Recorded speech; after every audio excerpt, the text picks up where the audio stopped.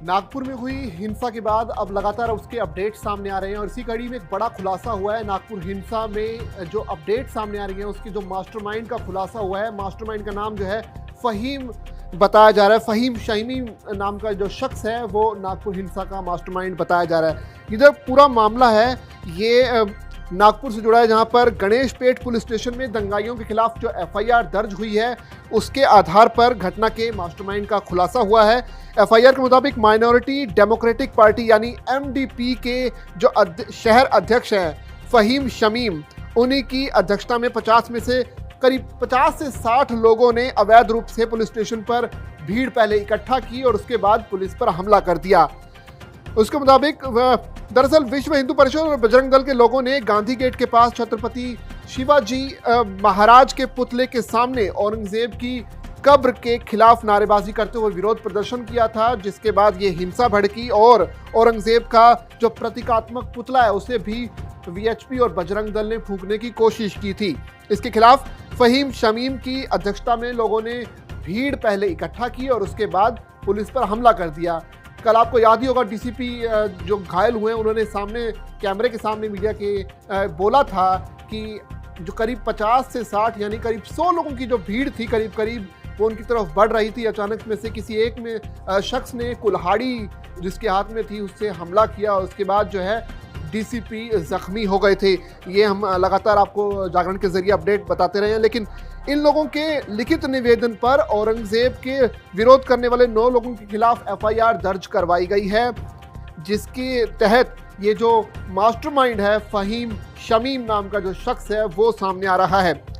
इसके पहले जो है आपको बताएं कि मुख्यमंत्री देवेंद्र फडणवीस ये कह चुके हैं कि किसी को भी कानून को अपने हाथों में लेने का हक नहीं है और जो भी दोषी होगा इस हिंसा के पीछे उसके खिलाफ सख्त से सख्त कार्रवाई की जाएगी।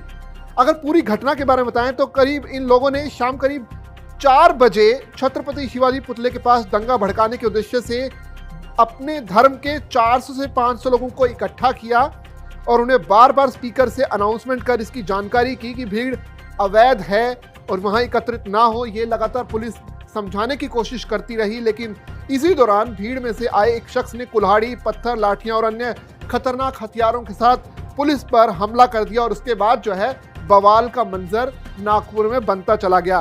भीड़ ने जो है पुलिस पर लगातार हमले किए और भीड़ के जो कुछ लोग थे उन्होंने जान से मारने की नीयत से पुलिस पर घातक हथियारों से, पत्थरों से हमला किया। उन्होंने पुलिसकर्मियों को उनके सरकारी जो काम है उसको करने से रोका, सरकारी काम में बाधा डालने की कोशिश की। इस तरह से जो है पूरे हिंसा को भड़काने की कोशिश की गई। इसमें एक खास बात ये भी सामने आई कि इस दौरान जो पुलिसकर्मियों के साथ में जो महिला जो पुलिसकर्मी थी उनके साथ भी छेड़खानी करने की कोशिश की गई है। ये भी खबर सामने आ रही है और अंधेरे का क्योंकि फायदा उठाया आरोपियों ने और आरसीपी दस्ते की एक महिला कांस्टेबल को अश्लील हरकत करने के इरादे से उनके साथ छेड़छाड़ भी की गई, उनकी वर्दी और शरीर को छुआ गया, ऐसा भी आरोप लगाया गया। इससे उनके कई तरह की उन्होंने जो शिकायत दर्ज करवाई है पुलिस में, उसके मुताबिक ये है कि महिला पुलिसकर्मियों के साथ भी छेड़छाड़ की गई है। लेकिन बड़ी खबर यह है कि नागपुर हिंसा का जो मास्टरमाइंड है शमीम, वो अब उसके खिलाफ पुलिस किस तरह का एक्शन लेती है ये देखने वाली बात होगी।